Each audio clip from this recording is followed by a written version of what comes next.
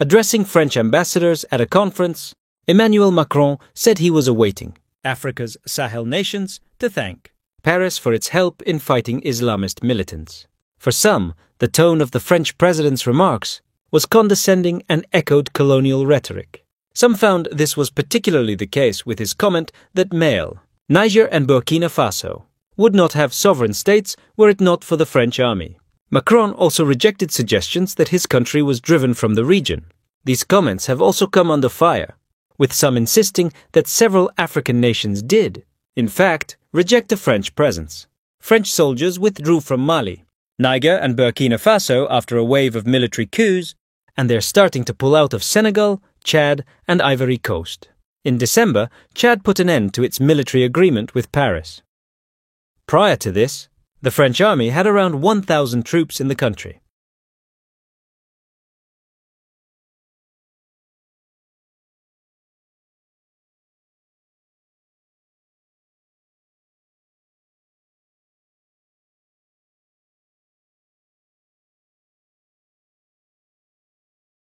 This is the agenda of prosperity and these new partnerships that I want to evoke the African continent, and I want to do it here too with a lot of recognition for all the work you do and clarity.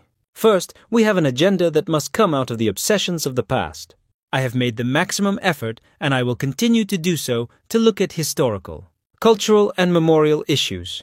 I think we have done it with a lot of sincerity in recent years. And the unprecedented work that has been done on Algeria with the STOA Commission, in passing by the speech that was given at the time by the Minister to Thiroy for Senegal, to the policy of restitution of works of art according to the Ouagadougou agenda that I mentioned. We have changed this software profoundly in recent years. That is to say that France looks at its past in its entirety. It has named things, and it seeks to have a scientific, historiographical approach, both decomplexed and passionate. And we will do it again with Cameroon, with the Historian Committee that we have set up. And I totally assume that this policy is good. And I say it as president. The Republic was born after decolonization, in a continent that is 75% less than 25 years old.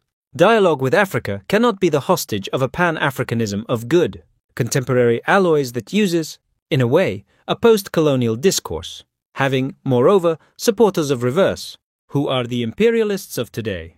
And so, this kind of combination of false intellectuals manipulating social networks, using the desire of a youth and the interests of Russia or others in Africa. Let's be lucid, but let's not know about it. And so, in this context, no, France is not falling behind in Africa. It is simply lucid. It is reorganizing. I say this because when I read a good part of our press and a lot of comments, people, looking with the glasses of yesterday, say it's terrible. Africa, we are disappearing. No, we chose to move in Africa. We chose to move because we had to move. 1. We looked at our past relationship, memorial, cultural, we factualize it, we assume it. We tell each other the truth. But we do not give in to disinformation and interference. 2. We had a safe relationship. It was of two natures, in truth. There is a part. It was our commitment to terrorism. Since 2013. We were right. I think we forgot to say thank you. It does not matter, it will come with time. Ungratefulness, I am well placed to know it. It is a disease not transmissible to man.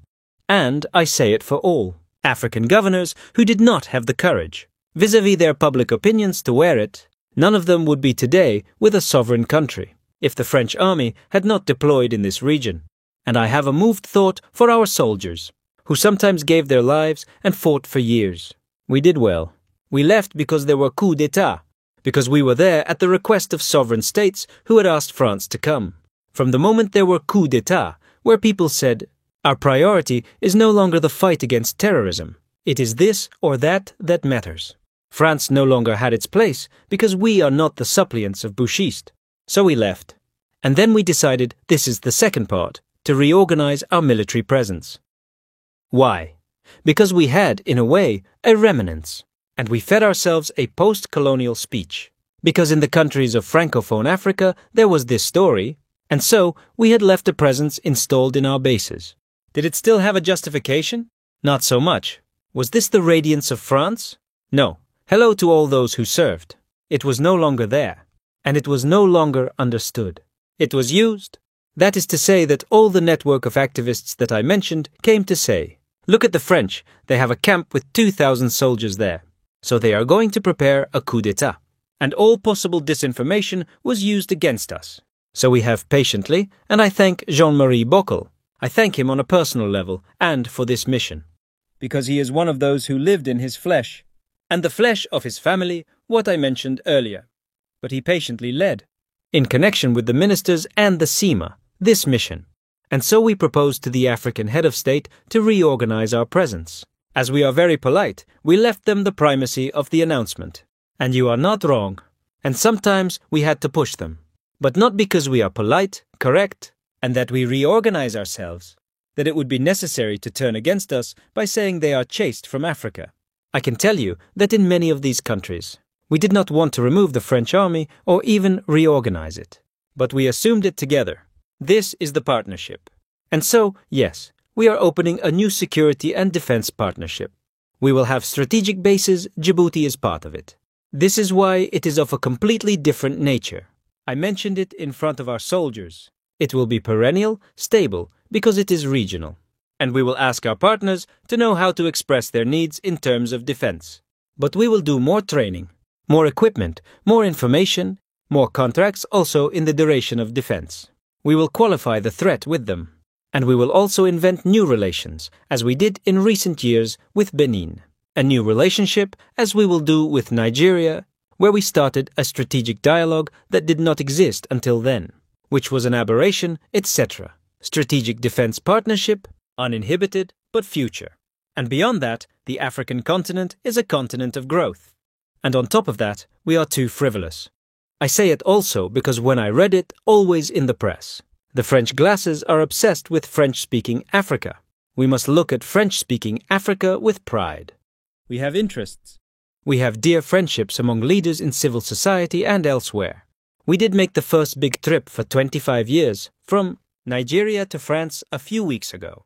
25 years. You know that a country has 250 million inhabitants. We did well to make a first visit to Kenya. Can you imagine? We did well to return for the second time to Ethiopia, a country of more than 100 million inhabitants. We consolidated an energy strategy and investment with South Africa. Our glasses on Africa are no longer the right ones when we talk about Africa. It is a continent where there are great emerging countries, where there are great potential for growth, and we are sometimes forced to disinvest. So we must find the courage to rethink our financing.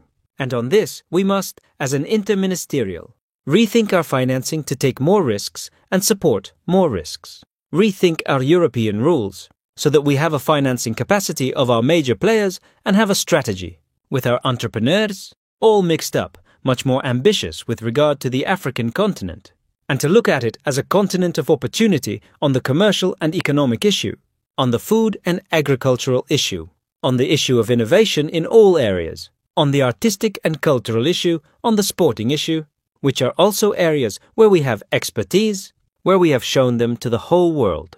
In particular, with the Olympic and Paralympic Games, and where there is a whole sports strategy that we must deploy because all the French actors who have worked for our games, we want them to go and work for the Africa Cup of Nations and other major competitions, and that it is, by doing so, a policy that comes in support with what we do in education and others.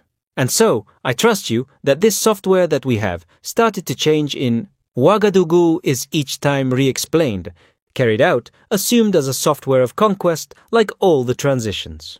It is difficult because there are nostalgics, because there are people who do not understand or who do not want to understand, and because we shake up acquired interests.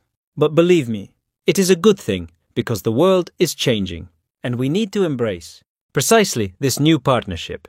And, speaking of the African continent, it is this empowerment and, in particular, what we want to do with the Maghreb.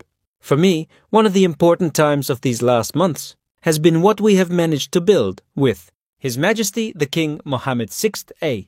During the state visit, several of you accompanied me a few weeks ago. We have built a partnership for the decades to come, totally new. It is in all areas, it is of an unprecedented ambition, and it is, for me, truly constitutive of this new approach. It must be one of our links to a reinvented, that is to say. We will have Franco-Moroccan projects on the African continent because it is also another way to approach this continent and to change the way we look at France when we approach it together.